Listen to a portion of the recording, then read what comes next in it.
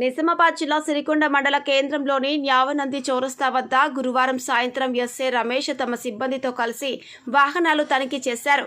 సందర్భంగా ఎస్ఏ రమేష్ మాట్లాడుతూ మద్యం సేవించి వాహనాలు నడపరాదని, వాహన పత్రాలు తప్పనిసరిగా ఉండాలని, ప్రయాణంలో హెల్మెట్ ధరించాలని, ఎలక్షన్ కోడ్ అమల్లో ఉన్నందున ఏమైనా నగదు బదిలీలు జరుగుతాయనే ఉద్దేశం వాహనాలను తనిఖీ చేస్తున్నామని ఆయన తెలిపారు.